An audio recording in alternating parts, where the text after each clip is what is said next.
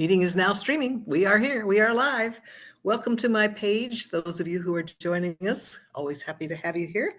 I'm Jayne and Krentz, and today I am entertaining two of my very best friends in the writing and publishing world, Christina Dodd, author, and John Charles, bookseller from the famous Poison Pen bookstore in Scottsdale, Arizona.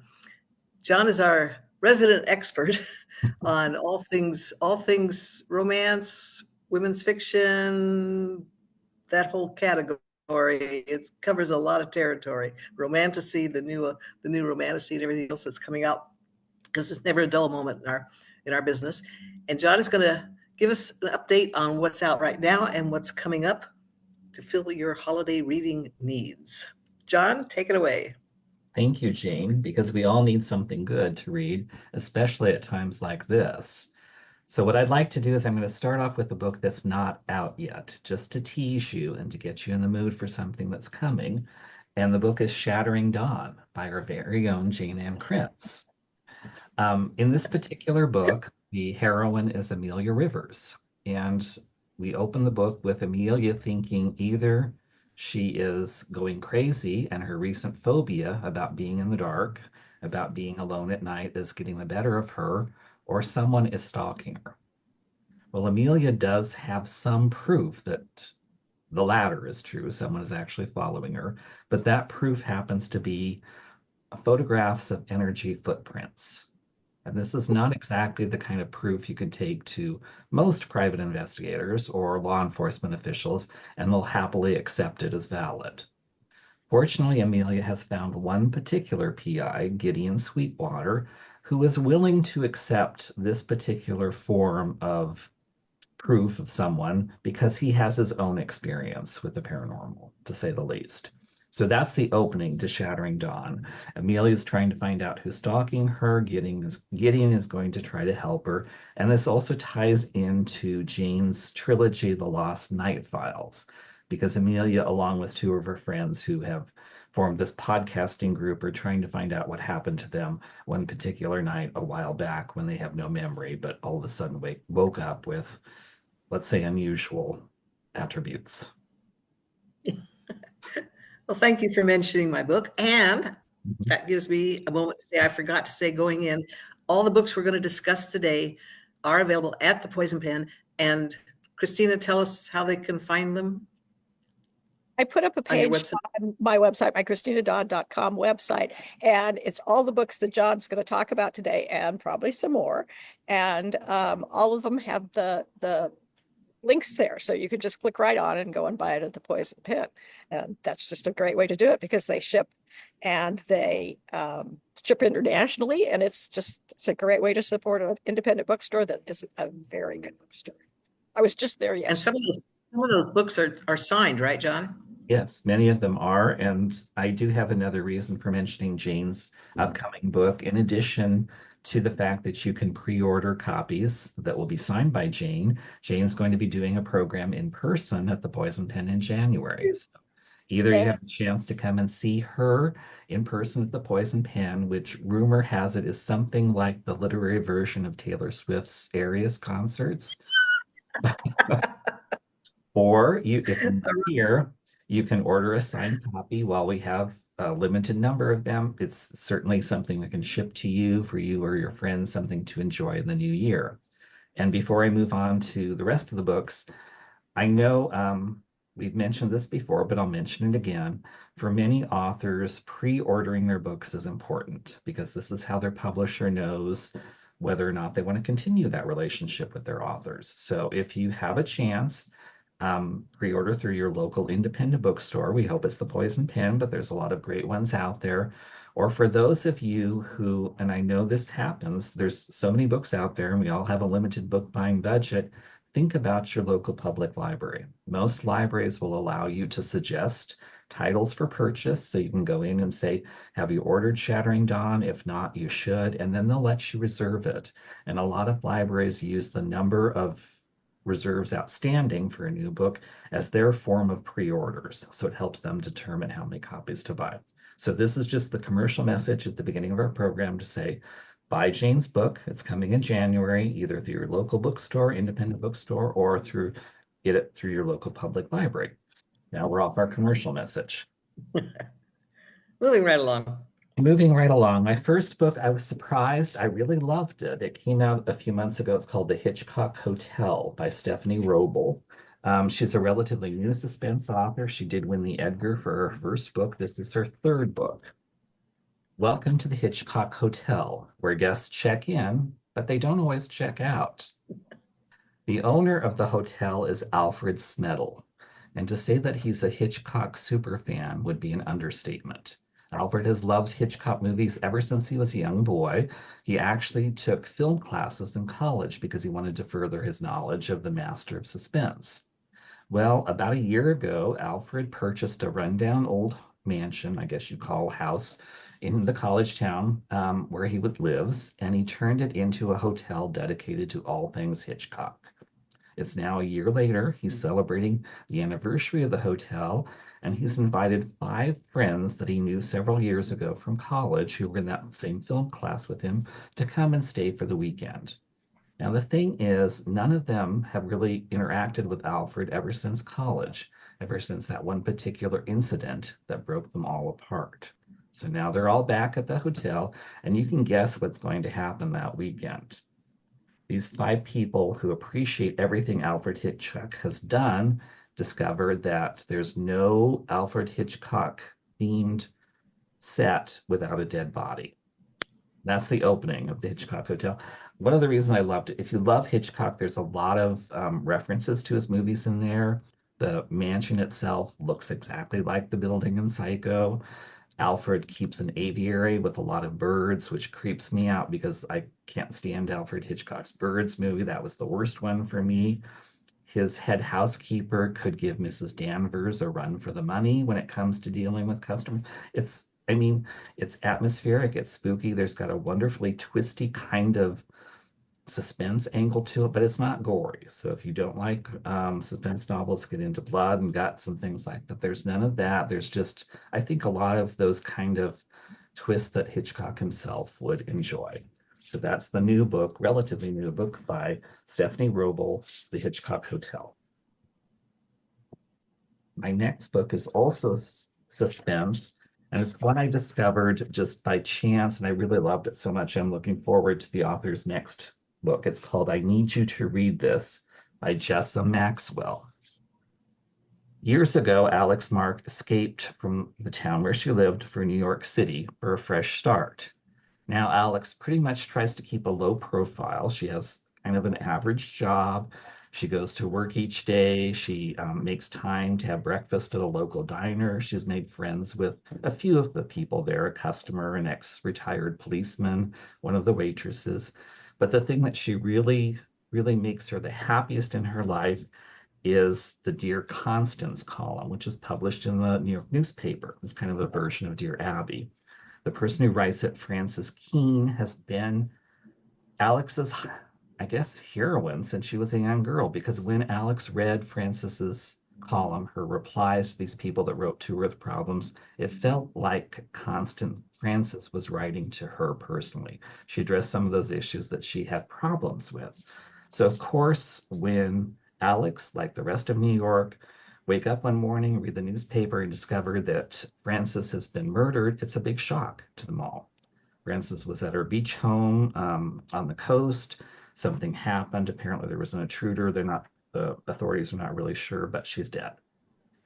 Alex gets her second big shock a few days later when she opens the paper and reads that they're now looking to replace Frances, and it's an open invitation to anyone who wants to submit their version of her resume, which is they need to write a column, create a problem, write a response to it, send it in to the editors.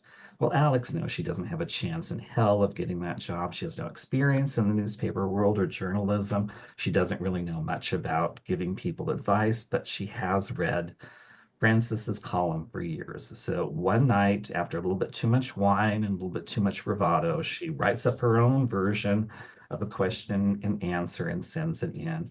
Much to her surprise, she's invited by the publisher to come and meet with him because they've selected her to be potentially the next Dear Constance. When Alex gets to the newspaper, it's kind of weird. People are kind of not exactly friendly, which is understandable because they're still mourning Frances. The publisher himself seems to really want her to start, but then when she takes the position temporarily, she notices some odd behavior on his part. She finds a letter in the desk that Frances used to use that hints that not all was well before Frances was killed. And that's the setup for this book. Alex is working in this newspaper. She discovers maybe there was more to Frances's death than a simple intruder. Maybe it was somebody she knew, somebody from the paper. So I Need You to Read This by Jessa Maxwell takes you into that world of journalism. It's kind of like Dear Abby meets Murder, She Wrote, I guess is the best way to describe that. Sounds good. That one sounds like in some ways it's also very Mary Higgins Clark kind of suspense, which I miss, and I used to love her books because she always had wonderful little twists. They weren't really over the top. They were kind of domestic suspense related. So yeah, I liked it a lot, enough to watch for her next book, which comes next spring. My next book is completely different, but I loved it equally as well. It's called My Vampire Plus One by Jenna Levine. This is Jenna's second book. In this particular one, her protagonist is Amelia Collins. By any definition, Amelia Collins is a success. She has a wonderful job. She's very great at it. She has a great circle of friends. But by her mother's definition, she's a failure because she does not have a man in her life. So she's tired of the constant nagging by her mother, her father, the rest of her relatives. When are you going to get married, settle down, etc., etc.? What's going on with your dating life? So one day when she gets an invitation to an upcoming family wedding, she decides she's had enough of it. She's also had a little bit too much wine at the affair, so she tells people she's dating someone. Now she has to come up with someone to take that place. Well, it turns out that a few days before this affair, Amelia had bumped into someone outside the business where she worked as an insurance actuary. And that person was really kind of rude and obnoxious and, of course, incredibly sexy. So she remembers him. She sees him later in a coffee shop around the corner, and she gets this wild idea. What if she asked him, the man who turns out to be Reginald Cleves, to pretend to be her date for a while? What does she have to lose? Well, he's a bit strange. It's true he doesn't really encourage questions about his background or his family, but he agrees to do it just on a whim. So the two kind of form this fake dating partnership. But what Amelia doesn't realize is Reggie has some secrets of his own in the past, secrets that could really make dating him long-term very difficult. So that's the setup of this book. What I love about Jenna's books, this one in particular, her previous book, which was My Roommate is a Vampire, which introduced us to this world, is there's such a great measure of humor to her writing. In this one, Reggie is trying to get in touch with his feelings. So someone tells him he should journal. So he starts this journaling thing, and there's little snippets of it throughout the book, and it's just his voice. You can just tell him, why the hell am I writing my feelings? I don't understand this. There's also a subplot about a group of vampires who are trying to out Reggie essentially, and how Amelia will thwart their efforts, and it's done in a very clever way based on her career and the U.S. tax code, and that's all I'll say about that.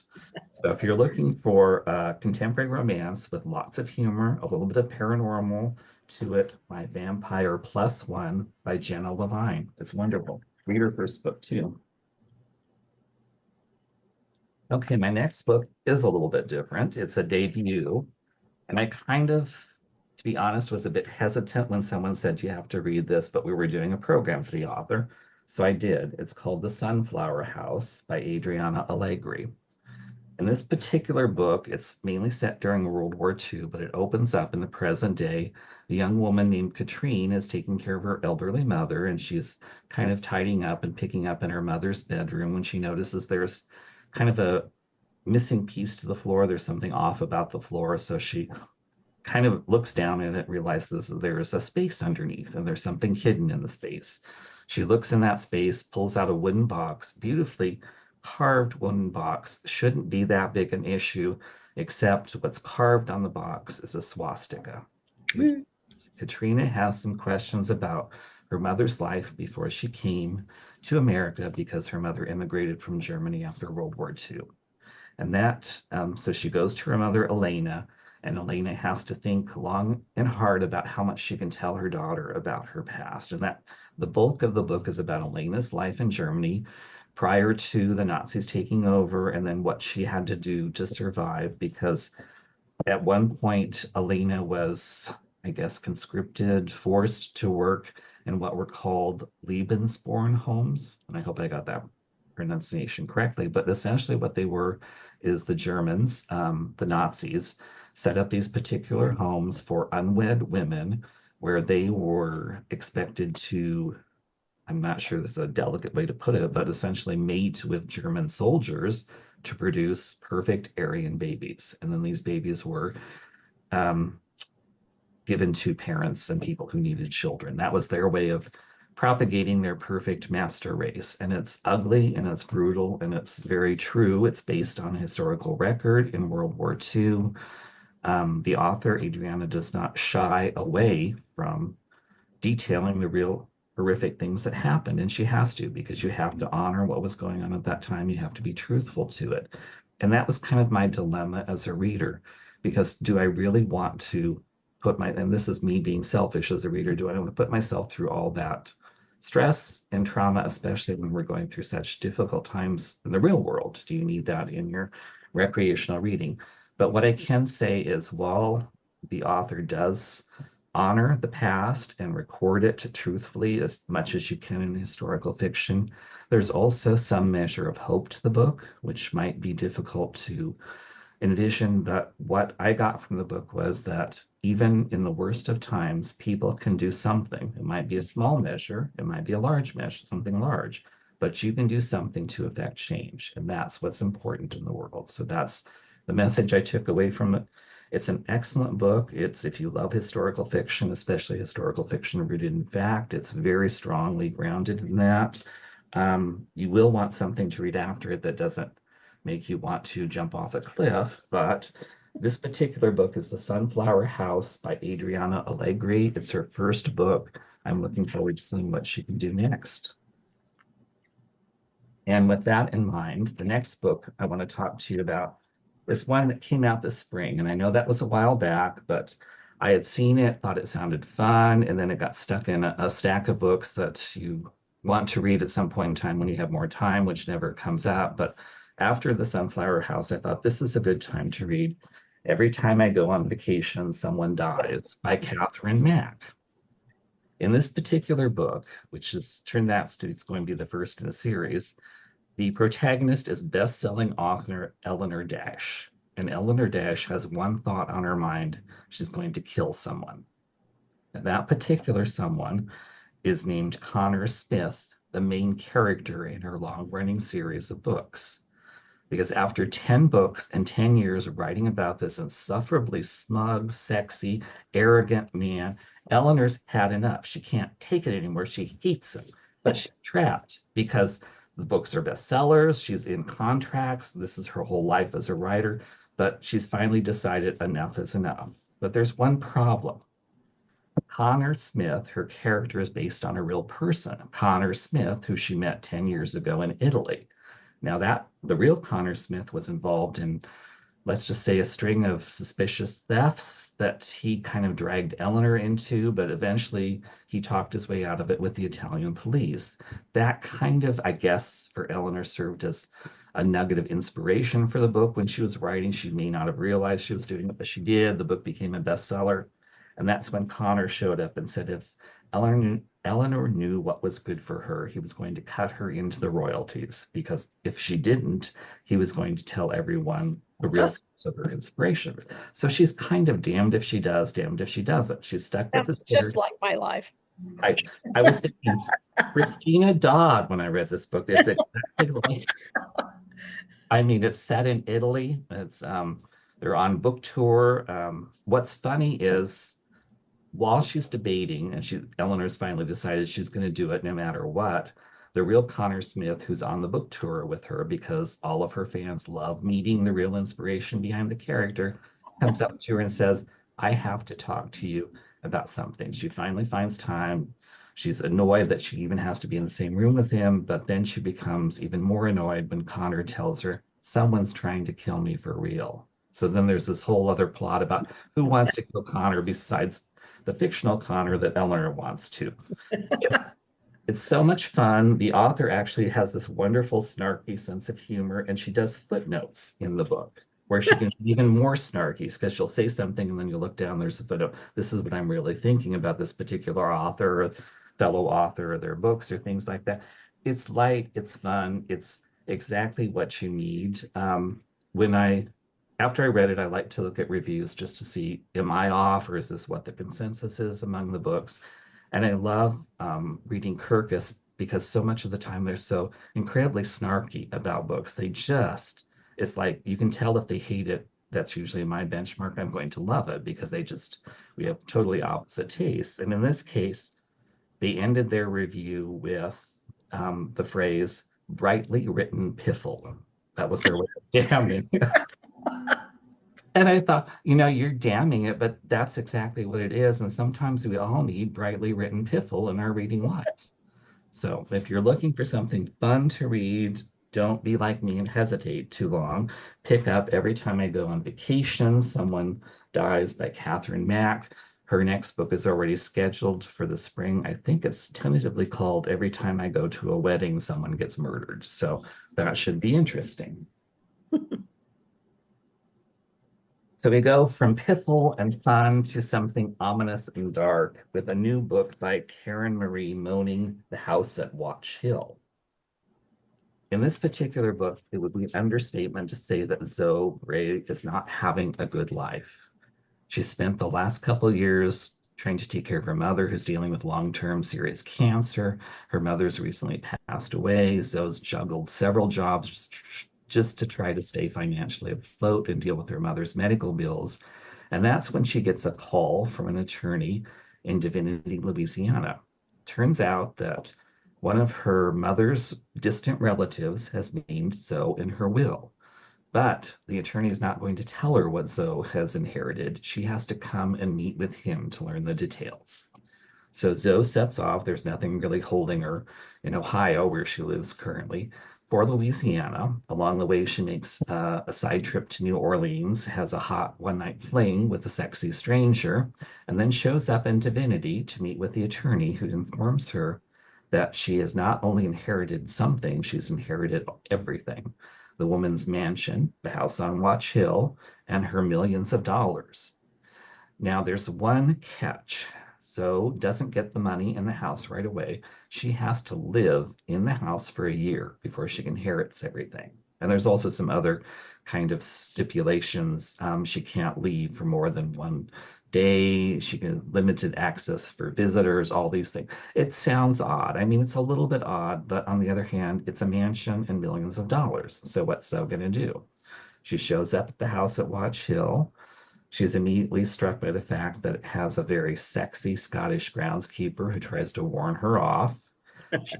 She gets into the house, and the house itself is kind of odd. It seems at times welcoming, at times threatening. There's odd corners to. You can imagine what's happening. It's the house has powers. Turns out Zoe has powers that her mother never told her about. That's one reason why her mother was kind of distant from her other relatives in her family and kept her distance. But you've got Zoe trying to figure out what her unique skill sets are and whether she can stay at the house on Watch Hill and inherit everything. It's very gothic. It's got lots of brooding atmosphere. It reminded me in a way of Anne Rice's Mayfair Witches series a little bit. It's got that New Orleans kind of Louisiana setting, brooding house, lots of witchcraft. It's fun read, but I will admit that if you've read Karen Marie Moaning before, she does something to you that makes you want to gnash your teeth as a reader. She leaves you on a cliffhanger at the end of the book. So is that great? Now I have to wait 3 years or 2 years or whatever it takes for you to write the next book before I find out what happens to Zoe and the two sexy men in her life and the house that either wants to kill her or keep her safe. My next book is another discovery for me. It's by a young adult author who's written his first suspense, adult adventure book. It's called The Treasure Hunters Club by Tom Ryan. Came out last month. Centuries ago, there was a fierce sea battle off the Atlantic coast, and Captain Barnabas Dagger won that battle eventually with his opponents. He sent his crew ashore with their ill-gotten gains to bury them somewhere outside the town of Maple Bay. Ever since then, Maple Bay in Nova Scotia has been a magnet for treasure hunters. They're all drawn there. It's kind of like that pirate's treasure in Maine that everyone keeps looking for that no one can find, but that's the setup. Now we're at the present day, and there's three different people whose lives are going to be intersect and come into conflict with this hunt for the treasure. The first is Cass Jones. She's a one-hit wonder author who's hoping to revive her writing career. She's taken a job house sitting in Maple Bay. She figures she'll go there. All she really has to do is take care of the house. It will force her to really concentrate, focus, and get her second book done. The second is Peter Barnett, who's kind of stuck in a run-of-the-mill life, nothing terribly exciting. He doesn't have a great career. He's just getting by when he discovers that he is now the heir to Maple Bay's leading family. He's inherited this woman's house, all of her money, so he shows up in Maple Bay. The third person is a teenager, Dandy Feldson, whose grandfather was part of a local treasure hunters club. Her grandfather recently passed away, but he left her a letter. And in that letter, he tells Dandy she needs to join this club because they're on the cusp of finding the treasure. So it's all about finding this pirate's treasure in this small town, these three different people who come together to kind of join forces, and somebody else who wants the treasure and will stop at nothing to eliminate the competition. One of the things I loved about this was the small town setting. The Nova Scotia in some ways was very New England, reminded me of Murder, She Wrote, what is it, Cove? Cabot Cove. Cabot Cove, yeah. Yeah, with all the murders. So if you're looking for something fun, a little bit of pirate treasure in it, The Treasure Hunters Club by Tom Ryan. And now I will take a break in case any of you have something you'd like to share. Christina, you're on. I'm going to recommend Susan Mallory's, which I'm sorry, I don't have it. I'm away from home and I didn't carry it with me on my travels. Susan Mallory's One Big Happy Family, which is her Christmas book this year. She does a great Christmas book every year. I've known Susan for years and years and years. And one of her rules about writing is you have to think of the worst thing that can happen to these characters, and then you do it. And that's what she does. Only it's that kind of humor, family related about Christmas, where it's just like one thing after another. Everybody shows up when nobody was supposed to be there, and everybody's got secrets and everybody's got problems. And it's just charming. I truly enjoyed it. I think if you need a Christmas book that's about family and it makes you feel hopeful about family and that you can overcome all the problems, it's the one to go with. Sounds great. Sounds good. Susan Mallory. Yep, Susan Mallory. One big happy family. And again, it's on the page on my website, ChristinaDodd.com website. So just go looking for our winter books. And yeah. The next book is that I'd like to share is called Like Cats and Dogs by Lizzie Shane. It's in that theme, that kind of vein of lighthearted, fun, kind of feel-good romances. In this particular book, Mackenzie Newton has been the bane of Magda Miller's existence for 10 years. It started 10 years ago when Mac, according to Magda, stole her beloved grandmother's maple cake recipe and then proceeded to monopolize on it in his own bakery. And ever since then, that animosity she's had towards Max, well, it's the love-hate kind of animosity, has been building and building, and she doesn't know what to do. It's driving her crazy. Then she gets the invitation to become part of her very favorite television show, The Great American Cake Off. And this will give her a chance to get out of the small town she lives in Vermont, away from Mac, just do something for herself. It sounds like the perfect opportunity, and Magda's a good baker. She knows she could potentially win it, especially since Mac isn't there stealing her recipes. So she shows up on the set of The Great American Cake Off, but there's just one little thing that the producers failed to tell Magda about. In this particular version of the show, it's the Arch Rivals edition. And guess who Magda's arch rival, her competitor, is? None other than Mac. So that's the setup of the story. It's so much fun, especially to like the Great American Baking Show or any of those shows. There's lots of those kind of baking references in it. Um, Mac has a tabby, the cat that makes an appearance. Magda has a dog named Cupcake. So you've got the animal antics to the story too. And there's a lot of charm to it. It's very sweet. It's very kind of fun. It's just the thing you'd want to read around the holiday times, called Like Cats and Dogs by Lizzie Shane. And in that same pet romance kind of genre, which seems to be really popular, we have Worst in Show by Anna Collins. It is a fun book. The heroine, Cora Lewis, has dreamed of becoming a fashion designer one day, but the reality is she has to spend most of her time helping her grandfather, Harvey, run his pet shop, Happy Paws, in their small town. Now, things have not been great, but they've been struggling and managed to get by for a while when Cora looks out the window one day in the store and sees the empty office building across the street suddenly has a new tenant. And it's not just any tenant, it's someone who's opened a pet boutique called Canine King. And not only is there a rival business in town, and let's face it, the town is not big enough for two pet stores, but the owner is the insufferably obnoxious and way too sexy for his own good, Leo Salinger.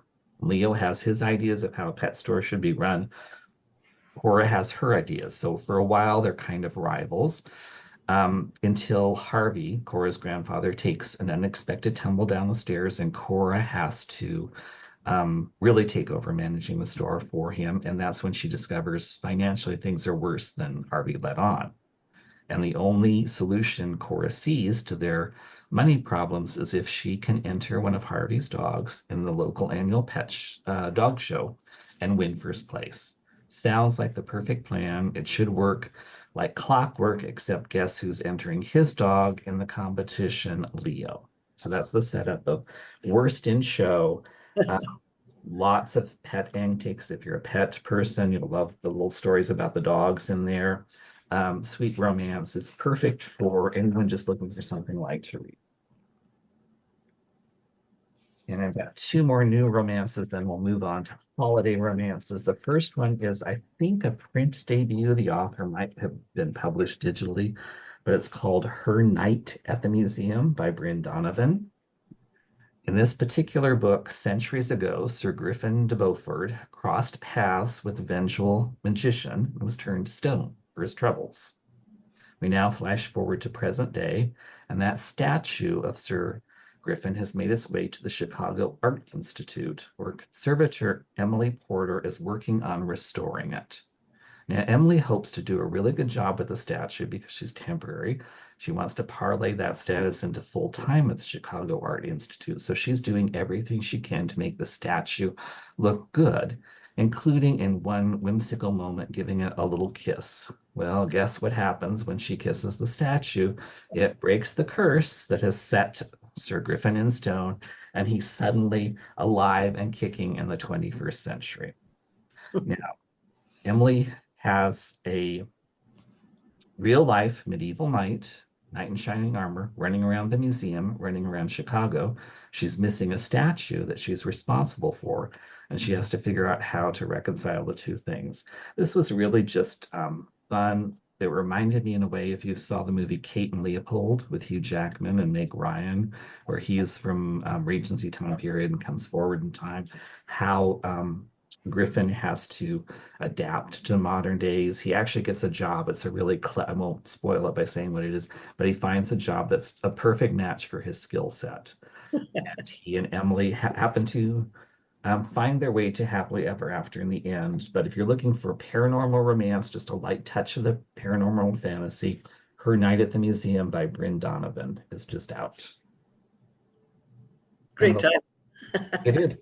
Well, in some ways it also, I'm not sure, it's been a while, but it kind of reminded me of Jude Devereux's Knight in Shining Armor, I think, too, which was a woman in England, upset, a night comes to life, and they kind of deal with that relationship. I think this one's a little bit lighter in that sense. It's been a while since I read Jude. The next one is definitely a debut. I loved it because it introduced me to a new world. It's called Sunshine and Spice by Aurora Polite, and I hope I got that name right. The book's protagonist is Naomi Kelly, and she's hoping to establish herself as a brand consultant in the small Canadian town where she works. She's just gotten her first break because the owner of Gia's Market, Gia Mukherjee, has hired her to bring Gia's store into the 21st century. It's been a fixture in the neighborhood for years and years, but it's gotten a little bit dusty, a little bit fusty. Things haven't been updated. Naomi's going to do her best to make it something people want to come back to again. Now, while Naomi's doing that, Gia's son, Dev, is dealing with his own issues, primarily his mother's persistent matchmaking efforts. And this, I guess, is especially prevalent in Asian communities where the parents really try to make sure that their sons and daughters are appropriately matched. Well, Dev's tired of it. He has no interest in getting married. He doesn't want to deal with the relentless parade of potential women that his mother and his mother's matchmaker that she hired have thrown in his path.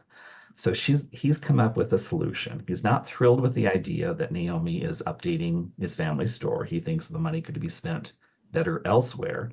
But if Naomi agrees to pretend to be his date so he can throw off the matchmaker and his mother off his path, he will help her, because it turns out that Naomi, because of reasons of her own that relate to her family, is not terribly fluent, does not have a lot of knowledge of the Bengali culture.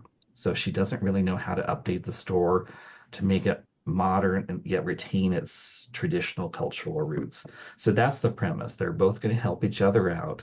And if you've read a lot of romances, I'm sure you'll know how that arrangement goes in the long run. But there's a lot about that particular culture, about that community, which I found interesting, and great characters that really make you think a little bit about romance and what turns it can take.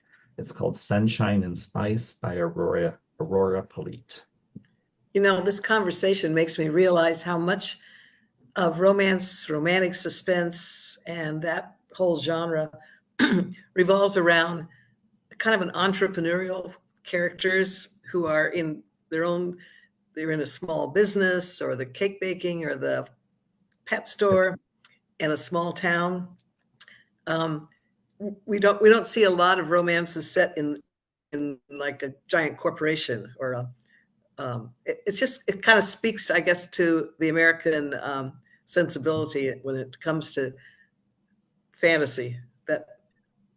Yeah, I think there's that kind of yearning for a simpler, I'm not sure, time or more gentler pace or tone or that sense of neighborhood and community.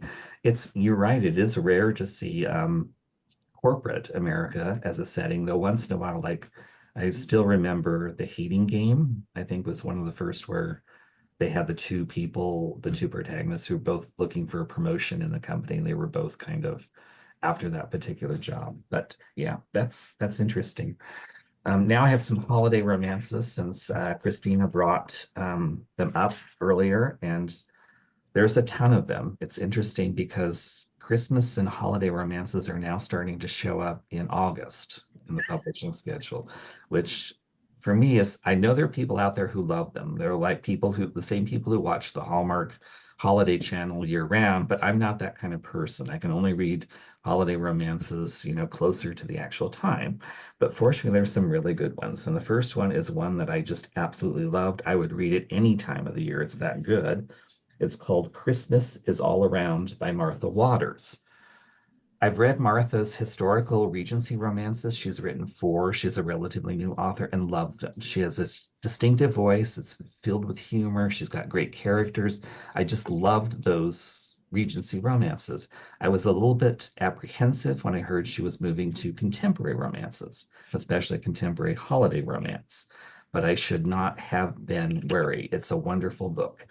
In this particular book, the heroine is Charlotte Lane, and Charlotte Lane hates all holidays, which immediately I was endeared with her as a person. I connected with her as a reader. It all goes back to when Charlotte was a child actor. Her family, her mother and father primarily, are really heavily into acting. They kind of forced her to experiment with acting as a career. And she was in one movie exactly. It was called Christmas Truly. And that movie, after that experience, Charlotte wanted nothing more to do with acting or movies or television business. But that movie, which really didn't do spectacularly commercially or financially, proved to become one of those odd movies that are cult classics. Over the years, more and more people discovered it. They loved it. They loved Charlotte, who appeared in the movie as little Lottie, and they just loved her. And Charlotte couldn't take it anymore. What's even worse is news of a sequel has been brewing. But what has come up online is that the sequel has been stopped because Charlotte won't agree to be in the movie. So now she's being hounded by people she doesn't know as to why she won't be in a movie. She doesn't want to be. Her life is just, no wonder she hates the holidays. So her approach to that is she's going to escape America, go to London, stay with her sister, not have to deal with movies, Christmas Truly fans, anything like that. And she gets there and it starts off okay because her sister doesn't want anything to do with the movie either.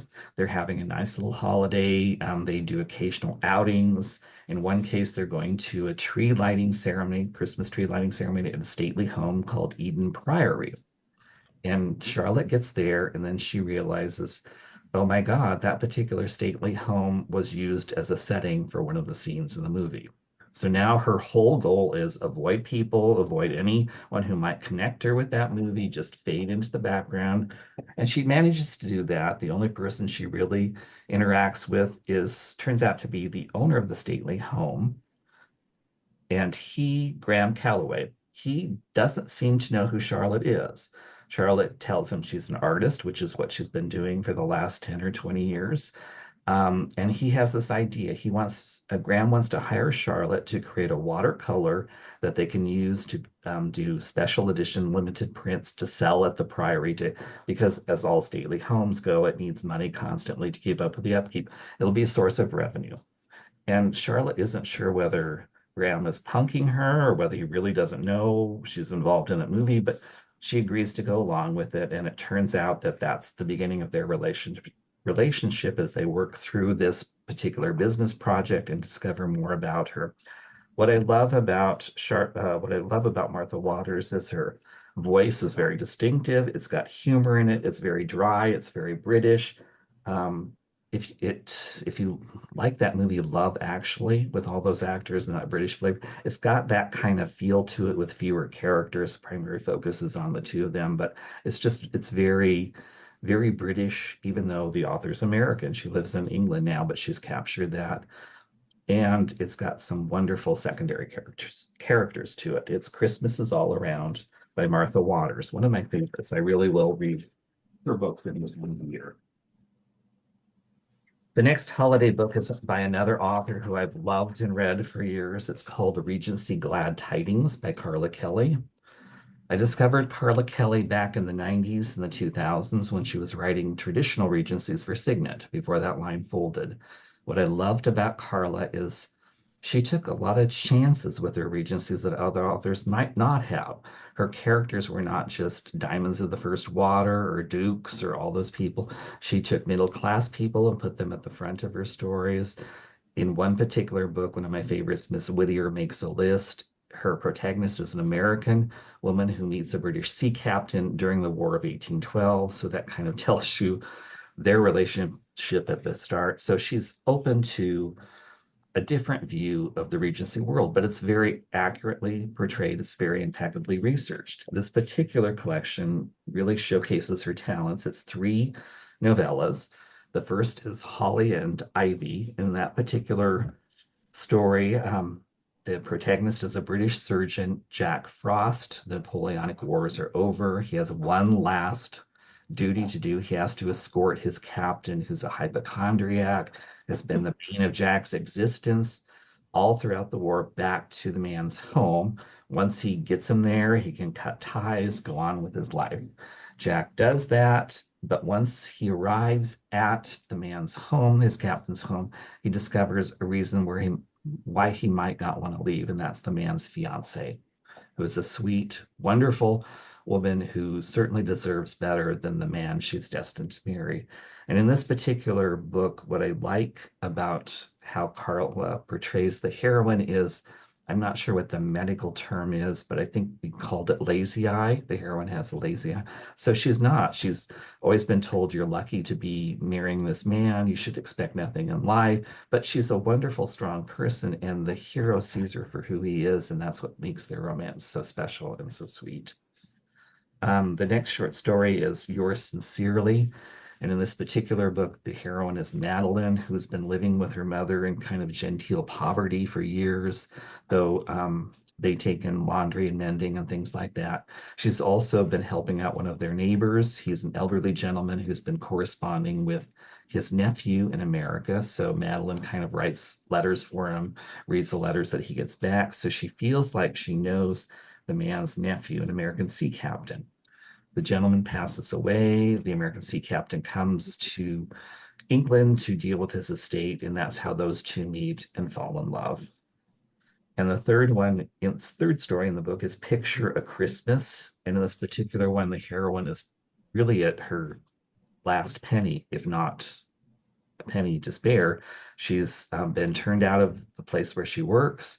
She sees a sign in a shop window asking for help. On a whim, she goes in, she introduces herself to the woman who owns the shop, who's kind of a turgament, but they form a relationship. She helps kind of bring the store back to life, but then enters the woman's nephew, Luke Wainwright, who suspects that Mary, the woman who's taken the job, is a con woman trying to get money out of his aunt, and that's the setup for their relationship. They're just sweet stories. They're very accurate to the time period. They kind of have the true meaning of the holidays woven into them. I can't say enough about them. The other advantage is they're short novellas, short stories. When you're pressed for time during the holiday season, you can fit one of these in an hour or so. Regency Glad Tidings by Carla Kelly. Highly recommend it. Another holiday discovery for me is called I'll Be Gone for Christmas by Georgia K. Boone. In this particular book, we meet Bea Tyler, who has an identical twin, Beth Tyler. The two work together in their business, but while they may look alike, Bea is nothing like Beth. Beth is meticulous, on target with goals, very disciplined. Beth is a little bit more, we'll say, creative in her approach. And her latest assignment at the business where they work, the family company, has had less than satisfactory results. So Bea knows that Beth is not going to be happy with her. She's not looking forward to a family holiday where she's constantly being nitpicked at and criticized. So when someone tells her about this app called Vacate, where you can trade homes for the holidays with people, she leaps on the chance. Now, the other person in the book is Clover Mills, who's had her own difficult year. She's broken up with her fiance after coming to realize they're not meant to be together. She's lost her mother. She's trying to keep the family farm running. She's got all those things going. It feels like the world is kind of closing in on her. So when she gets the chance to maybe take the holidays somewhere else, like a big city like San Francisco, she leaps on the chance. So essentially, Bea is coming to live in Clover's cottage in her farm. Clover is coming to San Francisco to stay in Bea's big city apartment in the city. The two experience that kind of culture shock, but they initially discover there are things they like about it. They both discover romance in it. It's kind of like the movie The Holiday, where those two characters trade places and discover things in their new life that they really like. So if you're looking for that kind of feeling, the book is I'll Be Gone for Christmas by Georgia K. Boone.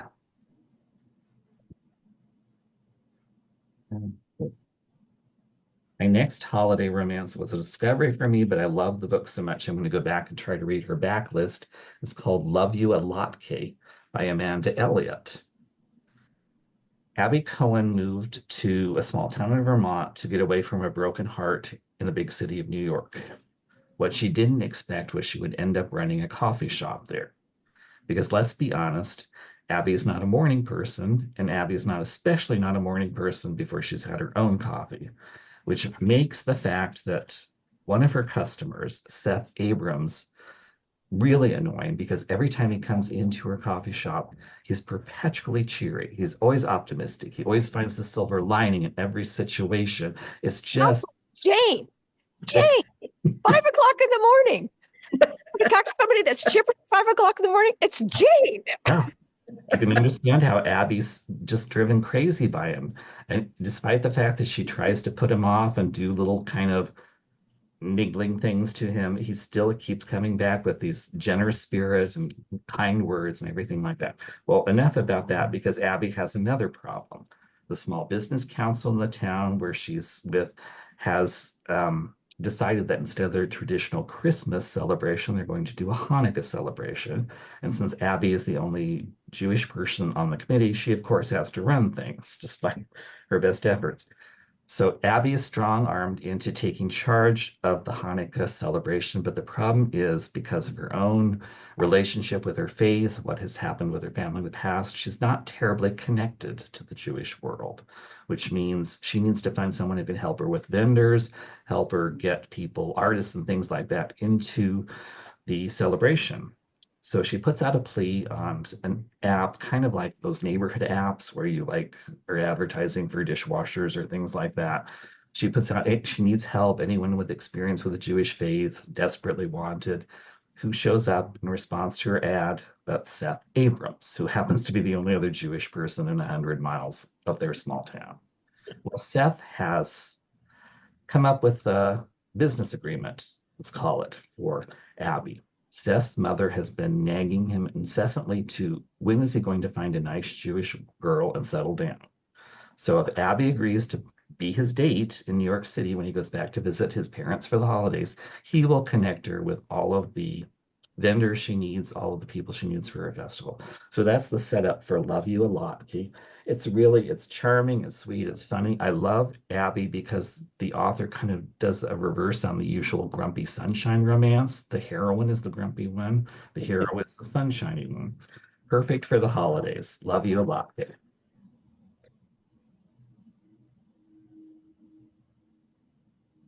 Next holiday romance is also an example of how romance is bringing diversity into the range of choices they offer reader. It's called The Merriest Misters by Timothy Janofsky.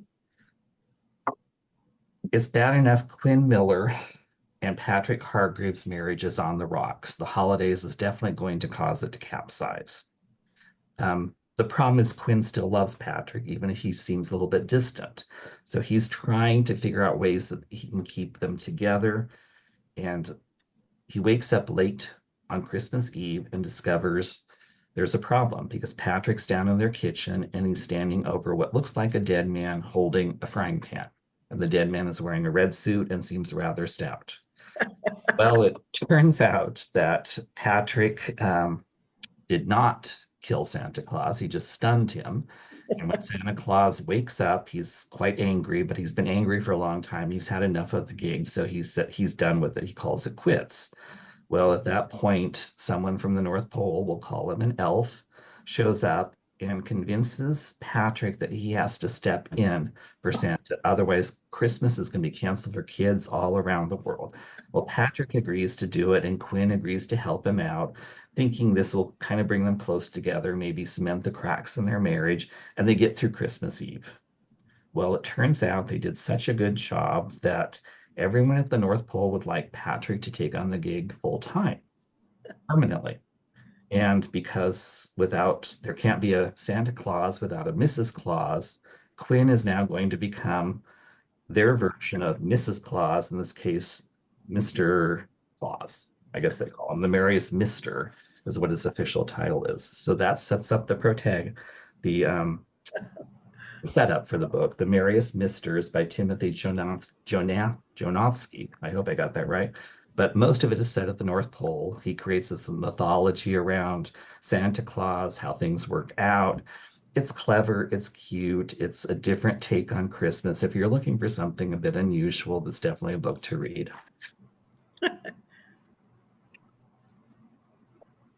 Do you have anything to add before I do my final one, Jane? Well, I was just going to say this totally non-Christmassy, but Just a red cover. but it's true. It has a nice bright red cover. Glamorous Notions by Megan Chance. And this is set in the late 1950s, early 60s Hollywood.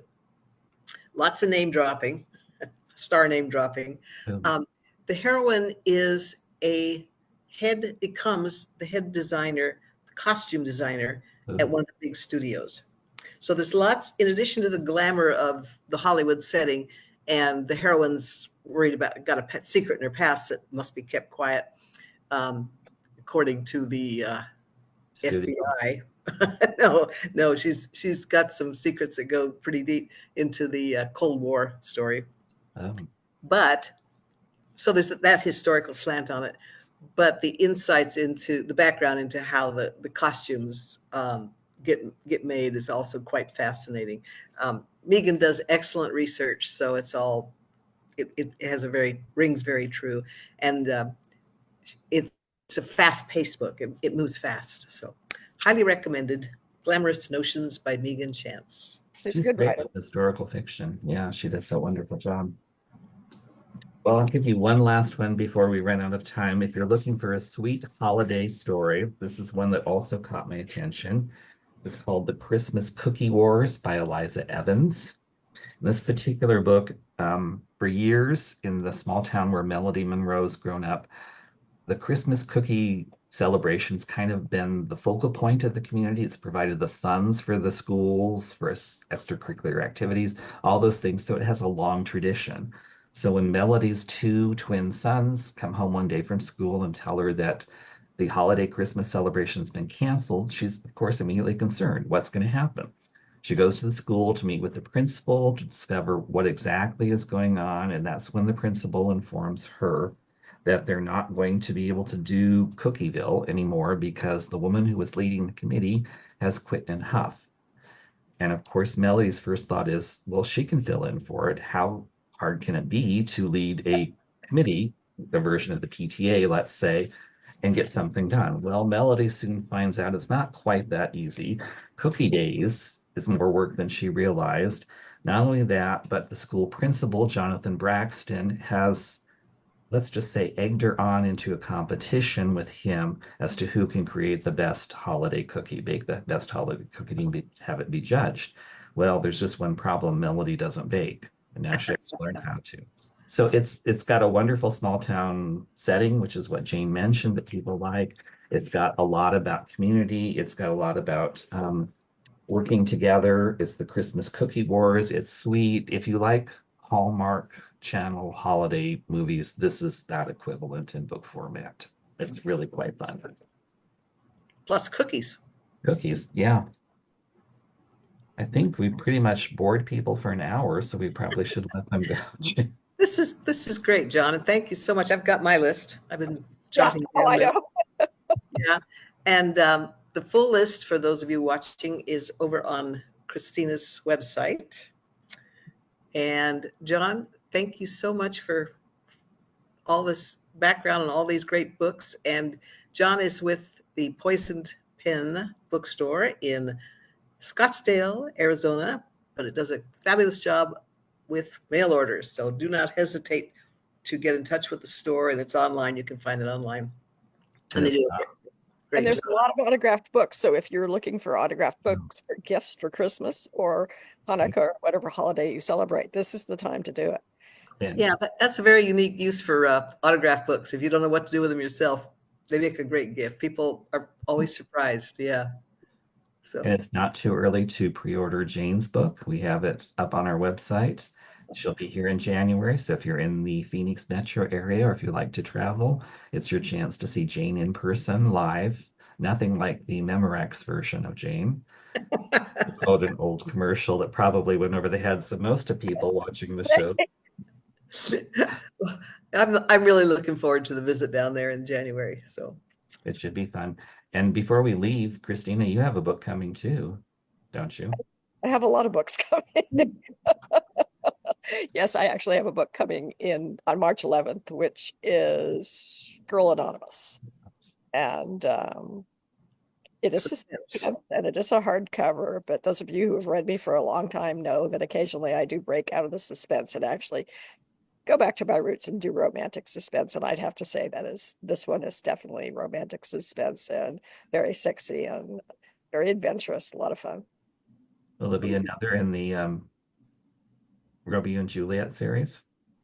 Yes, of course. That is Thus With a Kiss I Die. I just got the PDF of it today, which I get to read it again one more time. And that comes on June 29th, I think. So yeah, it's I keep busy.